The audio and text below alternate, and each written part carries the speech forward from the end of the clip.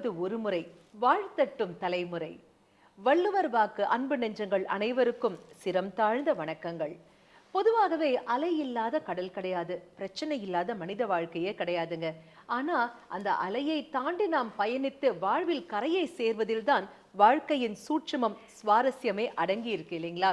அப்படி ஒவ்வொருத்தருமே வெற்றியை நோக்கி ஓடிட்டு தாங்க இருக்கோம். ஆனா அந்த வெற்றி எல்லாருக்கும் கிடைக்குதா? கிடைக்க மாட்டேங்குதே. அப்போ வெற்றி பெற்றவர்கள் ஏதோ ஒரு சூட்சுமத்தை கையாண்டிருக்காங்க இல்லைங்களா?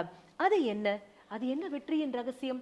இது குறித்த தெளிவான விளக்கங்களை நமக்காகவே எடுத்துரைப்பதற்காக நம்ம அரங்கிற்கு வருகை தந்திருக்காரு பாரம்பரிய திருவள்ளுவர் குல வம்சத்தில் தோன்றிய பொக்கிஷம், ஆதிகால பரிகார செம்மல், பிரசன்ன ஜோதிட ஞானி டாக்டர் திரு சுபம் மாரிமுத்து ஐயா அவர்கள் நமக்காகவே நம்ம அரங்கிற்கு வருகை தந்திருக்காரு. வாங்க நேயர்களே, ஐயாவை சந்திப்போம். வணக்கம் ஐயா. வணக்கங்கம்மா. வணக்கம் அனைவருக்கும் வணக்கம். பாரம்பரிய திருவள்ளுவர் குலவம்சம், பிரசன்ன ஜோதிடர் சுபம் மாரிமுத்து, திருப்பூர்லேருந்து இந்த பதிவு உங்களுக்காக. சொல்லுங்கம்மா. ஐயா, நாங்க எல்லாருமே வெற்றியை நோக்கி ஓடிட்டு தாங்க ஐயா இருக்கோம். ஆனா வெற்றி எங்களை பார்த்த உடனே கண்ணுக்கு தெரியற மாதிரி இருக்கு, கிட்ட போய் பார்த்தா காணல் நீர் மாதிரி காணாமையே போயிடுதுங்க ஐயா. அப்போ வெற்றி பெற்றவர்கள் ஏதோ ஒரு ஃபார்முலா ஃபாலோ பண்றாங்க இல்லைங்களா? அது என்ன அப்படின்னு நாங்க கொஞ்சம் யோசிச்சு பார்க்கும்போது எனக்கு ஒரு விஷயம் புரிஞ்சுதுங்க ஐயா. அதாவது ஜனன கால திசை இருக்கு பாத்தீங்களா, அந்த திசையை நாம கெட்டியா புடிச்சுக்கிட்டாலே போதும், அதுவே நம்மை வெற்றியின் திசையை நோக்கி அழைத்து செல்லும் அப்படின்னு புரிஞ்சுதுங்க ஐயா. ஆனா ஜனன கால திசை எப்படி கண்டுபிடிச்சிட்டோம், அதுக்கு உரித்தான ஆலயம் என்ன, அங்க நாங்க போய் என்னென்ன பரிகாரங்கள் பண்ணணும்? ஏன்னா ஆதிகால பரிகார முறை அப்படிங்கிறது எவ்வளவு வலுவானது அப்படின்னு நான் சொல்ல வேணாங்க ஐயா. அதற்கு மிகப்பெரிய சான்றாக இந்த பொக்கிஷ பெட்டகமே இருக்கு அப்படின்னு சொல்ல, அதை உருவாக்கி தந்த உங்களிடமே இந்த கேள்வி கேட்கணும் தான் நான் கேட்கிறேன். சோ எங்க எல்லாருக்கும் வெற்றி கிடைக்கணும், ஜனனகால திசைக்கு உரித்தான ஆலயத்திற்கு சென்று நாங்க வழிபாடு செய்யணும்னா அதை எப்படி பண்ணணும், எங்க போய் பண்ணணும்? ரொம்ப சந்தோஷங்கம்மா. அற்புதமான ஒரு கேள்வியை அம்மா கேட்டிருக்காங்க. அதாவது ஜனனகால திசை, எல்லா பெண்களும் ஆண்களும் தாயோட கர்ப்பத்தில் இருந்து இந்த பூமிக்கு உலகத்துக்கு வரும்போது ஒரு நட்சத்திரத்தில் பிறப்பீங்க, அதானுங்கம்மா? ஆமாங்க. எல்லாரும் ஒரு நட்சத்திரத்தில் பிறப்பாங்க. கடவுள் கொடுத்த கிஃப்டே என்னன்னு கேட்டிங்கன்னா, இந்த 27 நட்சத்திரத்தில் 120 கோடி மக்கள் வாழ்கிறாங்க. இந்த 120 கோடி மக்களுக்கும் நட்சத்திரத்தினுடைய அடிப்படை வச்சு, அந்த திசை அடிப்படை வச்சு தான் அவங்களுடைய வாழ்க்கையை ஆரம்பிக்கும். எப்படி தாய் எப்படி இந்த குழந்தைய பிறந்தோடனே உலகத்தை காமிச்சு கொடுத்ததோ, அதுபோல் நீங்கள் ஒரு நட்சத்திரத்தில் பிறந்தோடனே ஒரு திசை உங்களை காமிச்சு கொடுக்குது இல்லைங்களா? இப்போ ஒருத்தர் அசுவதி நட்சத்திரத்தில் ஒருவர் பிறந்துட்டாங்க. அசுவதி நட்சத்திரத்துக்கு திரிகோண நட்சத்திரம் இருக்குதுங்க. 3 நட்சத்திரம் சேர்ந்ததாக ஒரு திசைங்க. அதனால தான் 9 திசைக்கு கூட்டினீங்கன்னா 9 3 27 நட்சத்திரம். அந்த 27 நட்சத்திரத்தை 4ஆக கூட்டினீங்கன்னா 27 × 4 108. இந்த 108ன்னு எப்படி உங்களுக்கு தெரியணும் இல்லையா? 60 வருடங்கள், 27 நட்சத்திரம், 12 ராசி, 9 கிரகம், இது எல்லாத்தையும் கூட்டினீங்கன்னா 108. இதை முதல்ல அடிப்படையாக சொல்ல தெரியணும் இல்லைங்களா? இப்போ 60 வருஷம்னா, ஐயோ நான் எந்த வருஷத்தில் பிறந்தேன்னு நம்மளுக்கு தெரியாது இல்லைங்களா? 60 வருஷத்தில் ஒரு நிமிஷத்தில் நம்ம அதை சொல்லிடலாம். 60 வருஷத்தையும் ஒரே நிமிஷத்தில் சொல்லிடலாங்கன்னு. எப்படிங்கய்யா? அதை பிரபா விவா சுக்கில பிரமுத பிரமுசுத்தி ஆங்கிர ஸ்ரீமுக பவா யுவா தாது ஈஸ்வர விகதன்ய பிரமதி விக்ரம விசு சித்திரபானு சுபானு தாரண பார்த்திவ வியா 20. சர்வஜித்து சர்வதாரி விரோதி விக்ரதி கராநந்தன விஜயா ஜயா மன்மத துன்மிகி கேர் விளம்பி விளம்பி விகாரி சார்வரி பிளவ சுபகிருது சோபகிருது குரோதி விசுவாசு பரவவ 40. பிளவங்கா கீழகா சௌமிய சாதாரண விரோதிகிறது பரிதாய் பிரமச்ச ஆனந்த ராஜஸ் நல பெங்கள காலைத்தி சித்தாத்தி ரவுத்ரி துன்மதி துந்துப்பி ருத்ரக்காய் ரத்தாச்ச குரோதன அச்சையா. ஒரு நிமிஷத்தில் 60. கேட்ட எனக்கே மூச்சு முட்டுதுங்க ஐயா, எப்படி இது? அப்பா, அப்போ இது 60 வருஷங்க. 27 நட்சத்திரம் இருக்குது. அசுபனி பரணி கிருத்தி ரோகிணி மிருக சிறுசம் திருவாதிரை புனர்வூசம் பூச ஆயிலி மகம் பூர உத்தர அஸ்தம் சித்திர சுவாதி விசாக அனுச கேட்டை மூலம் பூராட உத்திராடம் திருவோணம் அவிட்டம் சதயம் பூரட்டாதி உத்திரட்டாதி ரேவதி. 27 நட்சத்திரங்க. 27 செகண்டில் முடிஞ்சுது. 12 ராசி, மேச ரிஷப மிதுன கடக சிம்ம கன்னி துலா விருச்சிக தனுசு மகர கும்ப மீனம். என்னங்க 30 செகண்டில் முடிஞ்சது இல்லைங்களா? அப்போ 27 நட்சத்திரம், 12 ராசி, 9 கிரகம், சூரியன் சந்திரன் செவ்வாய் புதன் குரு சுக்கிரன் சனி ராகு கேது, எல்லாமே ஒரு பஞ்சாங்கமே மனப்பாடமாக இருக்கணுங்க. பஞ்ச அங்கங்கள் சேர்ந்ததான் பஞ்சாங்கம். ஒரு நடமாடும் என்சைக்ளோபீடியா, பஞ்சாங்கத்தோட என்சைக்ளோபீடியாவா தான் ஐயா நாங்க உங்களை பார்க்குறோம். அப்பா, அருமை அருமை. இது எல்லாமே நம்ம மூளைக்குள்ள தானே சேவ் ஆகுதுங்க. அப்போ நம்ம ஆதி காலத்தில் வறுமையில் படிக்கும்போது சேவ் பண்ணி வச்சது தானே. ஒரு காலத்தில் மூளையெல்லாம் ஃப்ரீயாக இருந்திருக்குங்க. இப்போ தான் ஹார்ட் டிஸ்க் மாதிரி ரொம்ப ஸ்டோரேஜ் அதிகமாக இருக்குது இல்லைங்களா? ஆனால் அப்போல்லாம் இடம் இருந்திருக்கும் இல்லைங்களா, ஹார்ட் டிஸ்கில் இடம் இருக்கிற மாதிரி இடம் இருக்கும். அப்போ இதெல்லாம் அந்த இடம் இருக்கறனால அதைய தோண்டுனா அது தானாக வருது இல்லைங்களா. சூப்பருங்கய்யா, சான்ஸே இல்ல. இதெல்லாம் எதுக்குன்னா நம்ம பெற்ற தாய்க்கு தான் நன்றி சொல்லணுங்க. அவங்க பிறக்கும் நேரத்தை வச்சு தான் இறைவன் கணக்கு போட்டு கருவில் உருவாகும் போதே இந்த கலையெல்லாம் எடுத்து அவர் செய்து இந்த உலகத்துக்கு சமர்ப்பணம் பண்ணோன்னு சொல்லி அந்த 10 மாதம் கருவை கலைக்காமல் இருந்ததுக்கு முதல் நன்றி சொல்லணும் இல்லைங்களா. அருமை ஐயா, அருமை, நிஜமாவே. ஆமாம், உங்களை வந்து உங்களை மாதிரி ஒரு பொக்கிஷ பெட்டகத்தை எங்களுக்கு அளித்தமைக்கு அம்மையாருக்கு நிச்சயமா நாங்க சிரம் தாழ்ந்த நன்றிகளும் வணக்கமும் சொல்லியே ஆகணும் ஐயா. பாதம் பணிந்த வணக்கங்கள். அதனால தான் அடிக்கடி எங்கள் அம்மாவை என்னைக்காவது ஒரு நாள் போய் பாத பூஜை பண்ண போனால் ஒரு விஷயம் சொல்லுவேங்க. வயிற்றுல சுமந்தது மாறி முத்தை இல்லைம்மா, வயிற்றுல சுமந்தது ஒன்று மாறி முத்தா உருவானதுனால நான் இங்கே இருக்கேன். என்னங்க, அருமை அருமை ஐயா. இது வந்து இதுதான் உண்மை நிஜமாவே. அவங்களுக்கு ஒரு நன்றி சொல்லணும் இல்லைங்களா. ஒரு பஞ்சாங்கமே ஒரு காலத்தில் வந்து நம்ம கூட வாழுதுன்னா அது எவ்வளோ ஒரு விஷயம்னு பாருங்கள். அந்த பஞ்ச அங்கங்கள் நம்மளோட வாழுது. இத்தனை மந்திரங்களையும் இத்தனை பூஜை அனுஷ்டானங்களையும் இத்தனை ஜோதிட கருத்துக்களையும் இத்தனையும் முதல் வந்து ஒரு ஞானம் இல்லாமல் மூளைக்குள்ளே வைக்க முடியுங்களா இல்லைங்க. காலையில் எந்திரிச்சோன்னே ஒரு ஜாதகத்தை கையில் எடுத்துக்கிறோம். அப்போ அந்த கிரகங்களோடவே வாழ்கிறோம். குடும்பத்தோடு வாழ்ந்தது கம்மிங்க, கிரகத்தோடு வாழ்ந்தது அதிகம். உண்மை என்னங்கம்மா. உண்மை. இப்படி 24 மணி நேரமும் வீடியோ கேமரா பார்த்து மக்களுக்காக நிறைய ஒரு பதிவுகள் கொடுக்க அதிக மூச்சு காத்து கிரகத்துக்காகத்தான் வாழுது, குடும்பத்துக்காக கொஞ்சம் தான் வாழுது. அப்போ நம்மெல்லாம் உலகத்துக்கு சொந்தக்காரர் தானே. விவேகானந்தருக்கு யாருங்க சொந்தம் இல்லைன்னு சொல்றது, உலகத்துக்கே அவரோட அறிவை எடுத்துக்கிட்டாங்க. அதுபோல் இந்த மாதிரி ஜோதிட விஞ்ஞானம் என்பது அந்த ஜோதிடத்தில் வந்து இருக்கக்கூடிய அத்தனை கருத்துக்களுமே இந்த உலக மக்கள் நலனுக்காக நம்ம பிறந்தது ஒரு பிறவி தான். இருக்கும் காலத்து வரைக்கும் எல்லாத்தையும் உலகத்துக்கு நம்மளுக்கு என்ன படித்தோமோ அதை அப்படியே கொடுத்துட்டால் நாம் அடுத்த பிறவியிலையும் கூட மிச்சம் இருந்தால் மனப்பாடம் பண்ணி வச்சு அதுக்கு அடுத்த பிறவியில் இன்னொரு நல்ல பிறவியாக பிறக்கிறதுக்கு ஒரு வாய்ப்பு இருக்குது. என்னங்கம்மா, அதுக்கு தான் அந்த புண்ணிய காரியங்கள் செய்கிறது, தர்மங்கள் செய்கிறது, தானங்கள் செய்கிறது, நம்ம நிறைய விஷயங்கள் பண்ணுறது. அதில் இருந்து எடுக்கப்பட்டது தான் இந்த கர்ப்பகால திசைங்க. இந்த கர்ப்பகால திசைனா அசுவனி மக மூலம் இந்த 3 நட்சத்திரத்தில் ஒருத்தர் பிறந்தா அது கேது திசையில் தான் அவங்க பிறப்பாங்க. அந்த கேது திசையில் ஒருத்தர் பிறந்தா அப்போ அவங்களுக்கு என்னென்னா அவங்களுக்கு ஒரு 50 வயசு ஆயிடுச்சுன்னா கேது முடிஞ்சு சுக்கிரன் முடிஞ்சு சூரியன் முடிஞ்சு சந்திரன் முடிஞ்சு செவ்வாய் முடிஞ்சு ராகுல இருப்பாங்க. ஆனால் அவர் ராகுக்கு வந்து அவர் ராக கும்பிட்டுருப்பார். ஆனால் தாயோட கர்ப்ப காலத்தை திரும்பி பார்த்தா நாம் எங்கே பிறந்தோமோ அந்த இடத்துல திரும்பி பார்த்தா நம்ம பிறக்கும்போது முதல் திசை எதுவோ அந்த கோயிலுக்கு போயிட்டு வந்தால் ஆரம்பம் நல்லா இருந்தால் முடிவு நல்லா இருக்குங்க.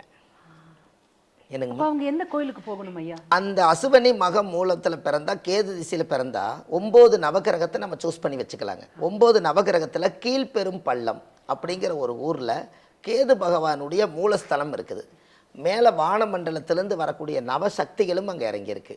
அந்த கோவிலில் போய் இவங்க எவ்வளோ வயசானாலும் பரவாயில்ல, அங்கே போய் கேது திசை 7 வருஷம் 7 விளக்கு நெய்வேத்தியம் போட்டு சாமிக்கு தேங்காவில் உடைச்சி பூஜை பண்ணி உங்கள் ஜனன ஜாதகத்தை கேது பகவானுடைய மடியில் வச்சு ஒரு தீபாரதனை காமிச்சு கொண்டு வந்தீங்கன்னா அன்னைக்கு தான் உங்களுக்கு கர்ப்பகால திசை வேலை செய்யுங்கன்னு.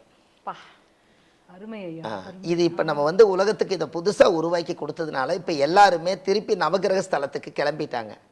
எதுக்கு கிளம்பிட்டாங்கன்னா நம்ம கர்ப்பகால திசைக்கு கிளம்பிட்டாங்க. அப்போ தாய்க்கு நன்றி செய்கிறாங்க அவங்க. ஆமாம், ஏன்னா எல்லாருமே நடக்கும் திசை என்ன இருக்கோ அது உரித்தான ஆலயங்களுக்கு சென்று அதுக்கு உரித்தான பரிகாரங்கள் தான் செஞ்சு நான் கேள்விப்பட்டிருக்கேங்க ஐயா. முதன்முறையா ரொம்பவே வித்தியாசமா இருக்கு. அதில் நீங்கள் நல்லா பாருங்க, ஆதி அந்த பரம நாளிகை தாய் மாதா கர்ப்பத்தில் சிவிட்டம் நீக்கி சென்றது போக நின்றதுன்னு மகாதிசை பிரித்து உங்களுக்கு இருப்பு திசை போடுவாங்க. நீங்கள் எப்போவுமே கேது திசைனா கேது 7 வருஷம் முழுசாக கிடைக்காது, எங்கேயோ ஒரு பக்கம் பேலன்ஸ் இருக்கும். இந்த பேலன்ஸை தான் நீங்கள் போன ஜென்மத்தில் விட்டுட்டு வந்தது, இந்த ஜென்மத்தில் அதே கேதில் வந்து ஜாயின்ட் ஆகிட்டீங்க. இப்போ ஒரு உதாரணமுங்க, இப்போ ஒருத்தர் நான் இங்கே எதுக்கால உட்கார வச்சு உங்களுக்கு என்ன நட்சத்திரம்னு கேட்குறேன். அவங்க ஒரு அசுவனி நட்சத்திரம்னு சொல்கிறாங்க. சரி, அவங்கள அசுவனி நட்சத்திரம்னு சொல்கிறாங்க. அடுத்த போன அதுக்கு முன்ஜென்மத்தில் என்ன நட்சத்திரம் நான் கேட்குறேன், எனக்கு தெரியலேம்பாங்க. கரெக்டுங்களா? அதே அசுவதி நட்சத்திரம் தான் பிறக்க முடியுங்க. எப்படிங்கய்யா?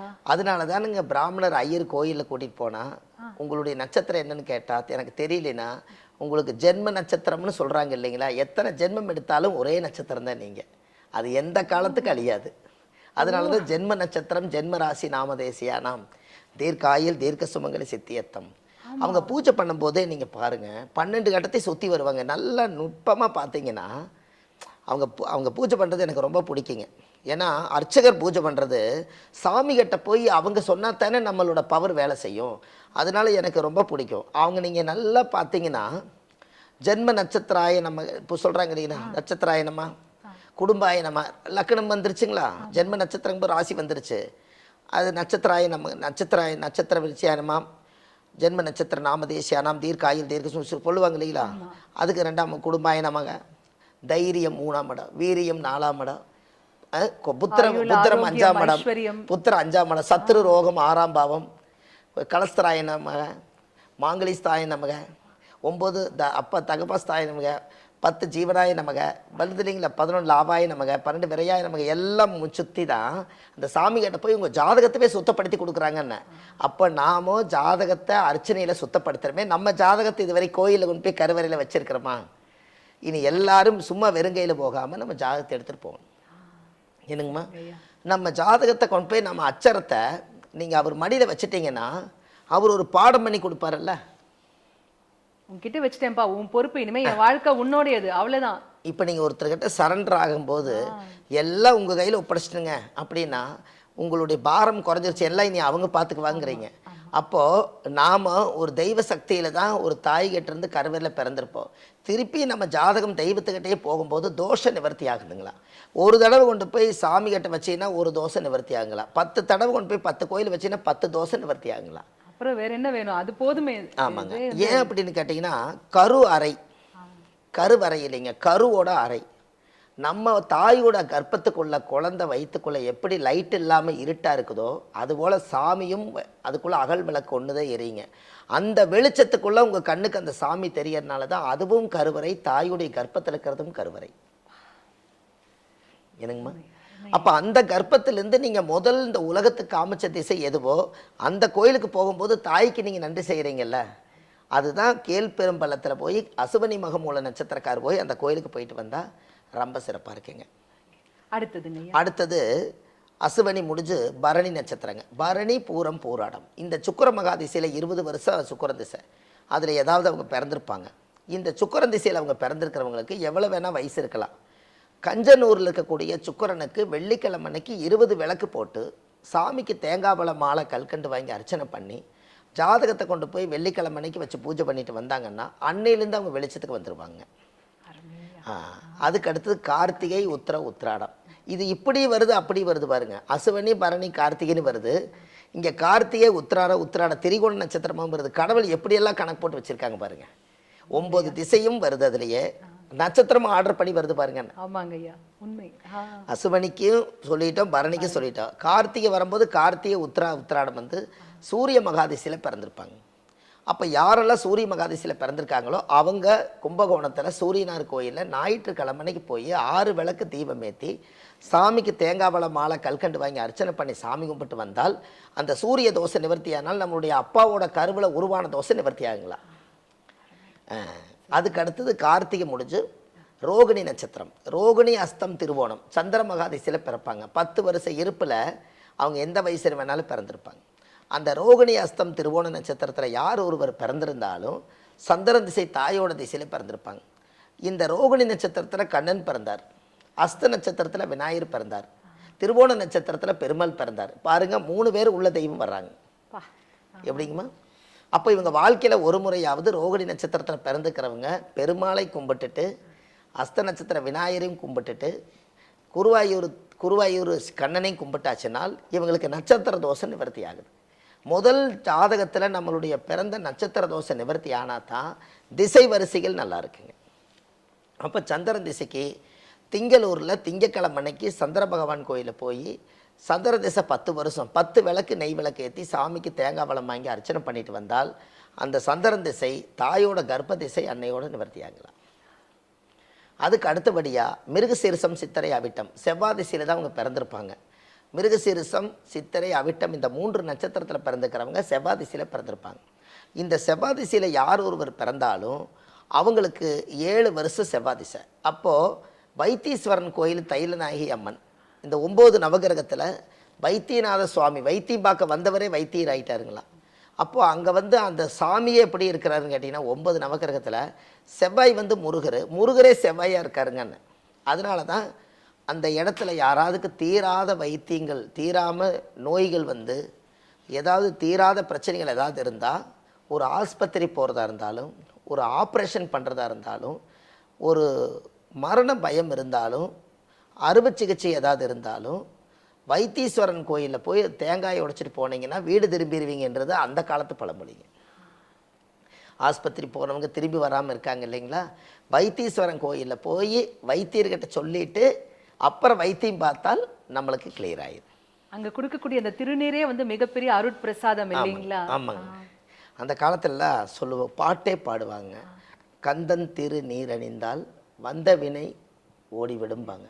அந்த கந்தன் திரு நீர் அணிந்தால் வந்த வினை ஓடிவிடுங்களாம். உடம்புல வந்திருக்கும் இல்லைங்களா, அந்த முருகனோட திண்ணூரை மட்டும் ஒரு சுருக்கு பையில் போட்டு அந்த காலத்தில் இக்கத்தில் வச்சுக்குவாங்க. கண்ட பிணியும் நீங்கி விடும். கண்ட பிணி நீங்கிருங்களா, அது வச்சுக்குவாங்க. அதை வச்சுட்டாங்கன்னா எங்கேயாவது ஒரு பக்கம் ஒரு பெரிய மனுஷி, இப்போ எங்கள் அம்மா அவங்கெல்லாம் எங்கேயாவது போனாங்கன்னா அந்த குழந்தைகளுக்கு காசு கொடுக்க மாட்டாங்க. ஊருக்கு போனால் அந்த பையிலேருந்து துண்ணூறு எடுத்து, முருகா இந்த குழந்தை நல்லா இருக்கும்னு துண்ணூறு வைப்பாங்க. அது 1 கோடி சொத்துக்கு சமங்க. நிச்சயமா. எப்பவுமே ஒரு திருநூறு வச்சுருப்பாங்க. நிச்சயமா.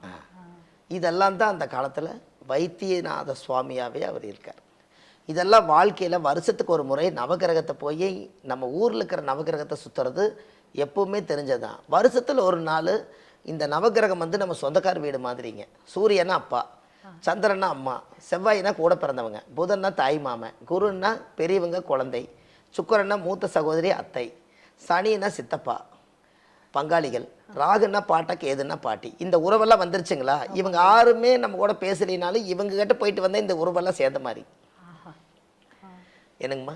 இன்னைக்கு பல குடும்பங்கள் வந்து சிதைந்து கிடக்கு இல்லைங்களா? எல்லாத்தையும் வந்து சேர்த்து வைக்கக்கூடிய அந்த பசை எது என்றால் இந்த திசைகளில் இருக்கு அப்படின்னு அழகான ஆமாங்க. நவகிரக கோயிலுக்கு போயிட்டு வந்துட்டால் பகச்ச குடும்பம் எல்லாம் ஒன்று சேரும்.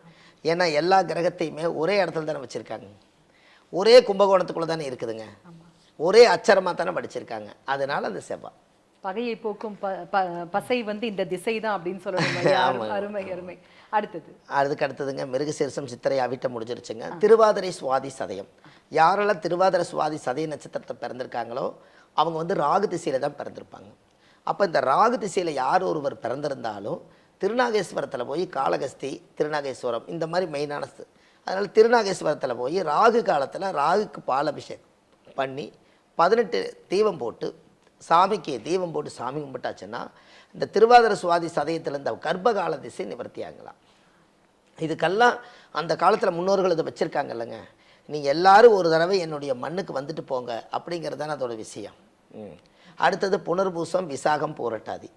இந்த புனர்பூசம், விசாகம், பூரட்டாதியில் யார் பிறந்தா? புனர்பூசத்தில் ராமர் பிறந்தார் இல்லைங்களா? விசாகத்தில் வந்து முருகர் பிறந்தார், திருச்செந்தூர் முருகர்.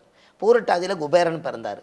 அப்போ புனர்பூச நட்சத்திரம் என்னைக்காவது ஒரு நாள் ராமர் எப்படி வாழ்க்கையில் எவ்வளவோ கஷ்டப்பட்டு இழந்தாரோ, இழந்ததெல்லாம் மீட்டு தரக்கூடியவர் புனர்பூச நட்சத்திரத்துக்கு என்ன இழந்தாலும் திரும்பி வந்துருங்களா. விசாக நட்சத்திரம் வந்து கடைசி வரைக்குமே அப்பா மேலே பகையாக இருக்கிறனால வீட்டுக்குள்ள ஒரு எதிரியாகவே இருந்தாரா, அதுவும் தீர்க்கக்கூடியது விசாகம். பூரட்டாதி வந்து குபேரன், வீட்டில் ஒரு பேங்கே இருக்குங்களா. அப்போ இதெல்லாம் தான் இந்த நட்சத்திரத்தினுடைய குணங்கள் பாருங்கள். அதன்படியாக மனிதர்களும் வாழ்கிறாங்க. இவங்க குரு திசையில் தான் இவங்க பிறப்பாங்க. அப்போ ஆலங்குடியில் போய் 16 விளக்கு நெய் விளக்கு ஏற்றி சாமிக்கு தேங்காய் பழம் மாலை கல்கண்டு வாங்கி அர்ச்சனை பண்ணி அந்த கோவிலில் போய் சாமி கும்பிட்டு வந்தாச்சுன்னால் அந்த தாயுடைய கர்ப்பத்தில் இருந்து கால திசை அன்னையோட நிவர்த்தி ஆயிரு. அதான் கர்ப்ப கால திசைங்க. புனர்பூசம் முடிஞ்சிருச்சுங்க. அதுக்கு அடுத்து பூச நட்சத்திரம். பூசம், அனுசம், உத்திரட்டாதி நட்சத்திரத்தில் ஒருவர் பிறந்தால் அந்த சனியோட நட்சத்திரத்தில் தான் பிறப்பாங்க, சனி மகாதிசையில் பிறப்பாங்க.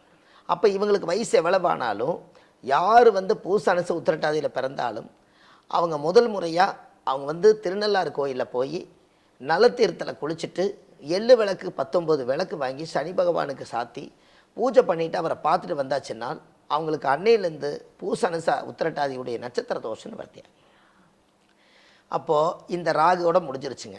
அப்போது ராகு கேது சனி வரைக்கும் சொல்லிட்டோம். ராகு திருவாதிரை, சுவாதி, சதய, ராகுக்கு ராகேஸ்வரம் சொல்லிட்டோம், கீழ்பெருஞ்சொல்லிட்டோம். இந்த 9 திசையை நம்ம சொல்லிட்டோம். சூரியன், சந்திரன், செவ்வாய், புதன், குரு, சுக்கரன், கஞ்சனூர் சொல்லிட்டோங்க, சனி திருநள்ளாறு சொல்லிட்டோம், ராகுக்கு ராகேஸ்வரம், திருநாகேஸ்வரம், கேது வந்து கீழ்பெரும்பள்ளம். இப்போ 9க்கு 9 3 27 நட்சத்திரக்காரு 9 கோயிலுக்கு போயிட்டு வந்தால் முதல் கர்ப்பகால திசை கம்ப்ளீட்டாக நிவர்த்தி ஆயிடுச்சுன்னா தாயோட கர்ப்ப வாசனை தோஷம் நிவர்த்தி ஆகுமா. ஐயா பூரட்டாதி உத்திரட்டாதி ரேவதி அந்த இது அதை பூச அனுசம் உத்திரட்டாதி. ஓ அப்படி வந்துருது. ஆமாங்க, பூசம் அனுசம் உத்திரட்டாதி இந்த 3 நட்சத்திரங்கள் சேர்ந்ததை சனி மகாதிசைங்க. இப்போ நீங்கள் பூச அனுசம் உத்திரட்டாதியில் பிறந்திருக்கிறவங்க திருநள்ளாறு கோயிலுக்கு போய் சாமி கும்பிட்டு வந்தால் தான் அந்த தோஷ நிவர்த்தி ஆகும். நம்ம என்ன நினச்சிக்கோங்கன்னா, இப்போ ஜாதகத்தில் கரண்ட்டில் நம்மளுக்கு என்ன திசை நடக்குதோ அந்த கோயிலுக்கு தான் நம்ம போய் சாமி கும்பிடுவோம். அது கரண்ட்டில் இருக்கிற கோயிலுங்க. ஆனால் கர்ப்பகால திசை என்பது என்னென்னா, நாம் குழந்தையா இருக்கும்போது நம்ம நடந்து போய் எங்கே கோயிலை சாமி கும்பிட்டுருப்போம். என்னங்க, நம்மளை எங்கேயோ படிக்க வச்சுருப்பாங்க, எங்கேயோ வளர்த்திருப்பாங்க, எங்கேயோ கட்டி கொடுத்துருப்பாங்க. ஆனால் கர்ப்பகால திசை மறந்துட்டுமே இல்லைங்களா? இன்றைக்கி இந்த பதிவு போய் மக்களுக்கு எல்லாம் சொல்லி கும்பகோணம் சைடு போனாங்கன்னா இந்த மாதிரி சிவமாரிமுத்தைய சொல்லியிருக்காங்க. கண்டிப்பாக நம்ம கர்ப்பகால திசைக்கு உண்டான கோவிலே நம்மளுக்கு தாய்க்கு அடுத்தது இதை தெய்வம். அதனால அந்த தெய்வத்தை போய் கும்பிட்டு விளாண்டு ஒருத்தராவது போயிட்டு வருவாங்களே இல்லைங்களா? நிச்சயமா ஐயா. அதாவது வீட்டில் வந்து அம்மாவுக்கு சாப்பாடு போடாம கவனிக்காம வச்சுட்டு ஊரெல்லாம் இருக்கிற அம்மாக்கள் எல்லாரையும் கூப்பிட்டு அன்னதானம் பண்ணிட்டு இருந்தோம். ஆனா பிரச்சனை தீர்லையே என்னமோ பண்றோமே, தப்பு பண்றோமேன்னு தோணுச்சு. ஆனா இதுதான்ப்பா நீ பண்ற தப்பு. முதல்ல உங்க அம்மா உங்க வீட்டில் இருக்காங்க, அவங்கள கவனிங்க, அதுக்கப்புறமா நீங்க ஊரையே கவனிக்கலாம் அப்படின்னு ஜனன கால திசை என்ன அதை முதல்ல கவனிச்சு நீங்க செயல்பட்டாலே போதும். உங்களுடைய வாழ்க்கை சுபிக்ஷமாகும். இதை தெரியாம நீங்க அலையறீங்களே அப்படின்னு எங்க மண்டையில கொட்டுற மாதிரி சூப்பரான விளக்கங்கள் எங்களுக்கு கொடுத்தீங்க. அதுல ஒரு உதாரணங்க, அம்மாவின் அதாவது தாய் என்ற ஒரு தெய்வம் வீட்டோட இருக்கு, நீ தனித்தனியா கோயில் குளம் அலைவதவும் எதற்கு, அம்மாவின் பாதத்தில் கற்பூரம் கொளுத்து உன் ஆனந்த கண்ணீரில் அபிஷேகம் நடத்து. இது இருக்கா இல்லைங்களா? இருக்குது இல்லைங்க. அப்ப அந்த காலத்துல இந்த பிரபஞ்சத்துல இந்த வார்த்தைகள் எல்லாம் மறக்க முடியாத வார்த்தைகளுங்க. அதனால் பெற்ற தாய்க்கு நீங்கள் ஒரு பரிகாரமே பண்ண போனாலும், ஒரு கோயிலுக்கே போனாலும், அந்த காலத்தில் பெரியவங்களுடைய காலத்தோட்டு கும்பிட்டுத்தாங்க வெளிப்பிரயாணமே எல்லாரும் போவாங்க. என்னங்க, ஏன்னா போனவர் திரும்பி வரணுமில்ல. அப்போ இவங்க பெரியவங்களோட ஆசீர்வாதம், அங்கே ஒரு பெரிய ஒரு பிரச்சனை இருக்கும், இவங்க ஆசீர்வாதத்தெல்லாம் இந்த ஆசீர்வாதம் முன்னாடி போய் நிற்குங்க இல்லைங்களா? நம்ம புண்ணியம் கூட வரணுமில்ல. உண்மை. எனக்கு ஆமை தான் ஞாபகத்துக்கு வருது. தாய் ஆமை வந்து குஞ்சு ஆமைகளை வந்து கரையில விட்டுட்டு ரொம்ப தூரம் போகுமா, போயிட்டு திரும்பி வர வரைக்கும் அந்த குஞ்சுக்கள் அங்கேயே பத்திரமா இருக்குமா. ஏன்னாக்கா அந்த தாயினுடைய கவனம், அதனுடைய மனம் முழுவதும் தன்னுடைய குட்டிகள் மேலதான் இருக்கும். அதுவே அதற்கு மிகப்பெரிய கவசமாக இருக்கும் அப்படின்னு சயின்டிபிக்கா ப்ரூவ் பண்ணிருக்காங்க. ஐயா, அதை நீங்க ரொம்ப அழகா விளக்கி சொன்னீங்க. மெய்ஞானம் விஞ்ஞானம் இரண்டுமே வந்து 2 கண்கள் போன்றது அப்படின்னு நீங்க சொல்ற ஒவ்வொரு வரிகள்லயும் எங்களுக்கு புரியுது ஐயா. அற்புதமான விளக்கங்கள் எங்களுக்காகவே கொடுத்தீங்க. கொடான கொடி அன்பு நெஞ்சங்கள் அனைவர் சார்பாகவும் சிரம் தாழ்ந்த நன்றிகள், வணக்கங்கள். ரொம்ப சந்தோஷம். இந்த பதிவு எல்லா மக்களும் பயன்பற்றி எல்லாரும் நல்லா இருக்கணும். பாரம்பரிய திருவள்ளுவர் குல வம்சம், பிரசன்ன ஜோதிடர் சுப மாரிமுத்து. வாழ்வது ஒரு முறை, வாழ்த்தட்டும் தலைமுறை. நன்றி, வணக்கம். பாரம்பரிய திருவள்ளுவர் குல வம்சத்தில் தோன்றிய பொக்கிஷம், ஆதிகால பரிகார செம்மல், பிரசன்ன ஜோதிட ஞானி டாக்டர் சுபம் மாரிமுத்து ஐயா அவர்களால் உருவாக்கப்பட்ட மிகப்பெரிய பொக்கிஷ பெட்டகம்தான் இந்த ஆதிகால பரிகாரங்கள் பாகம் 1. ஒவ்வொருவரும் வாழ்க்கையில பிரச்சனை தீர்வதற்காக அங்க இங்கன்னு எல்லா இடத்துக்கும் ஓடுறோங்க. ஆனா எங்கேயுமே போக வேண்டாம். நம் இல்லத்தில் இருந்தபடியே இந்த ஒரு பொக்கிஷ பெட்டகத்தை நம் அருகே எடுத்து வைத்துக்கொண்டு இதனை நன்கு கவனித்து பார்த்தாலே போதும், நிச்சயம் நம் வாழ்வின் துன்பங்கள் அனைத்தும் காணாமலே போகும்.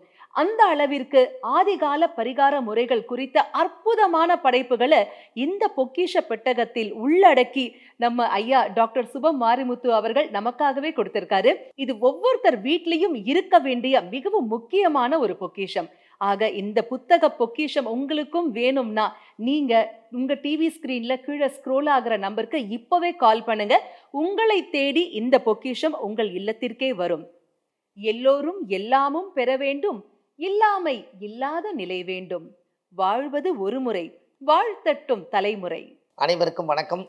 பாரம்பரிய திருவள்ளுவர் குலவம்சம், பிரசன்ன ஜோதிடர் சுப மாரிமுத்து, திருப்பூர் இருந்து இந்த பதிவு உங்களுக்காக. இன்றைக்கு வள்ளுவர் வாக்கு யூடியூப் சேனலை உலகம் பூரா நிறைய பேர் மக்கள் பார்க்குறாங்க.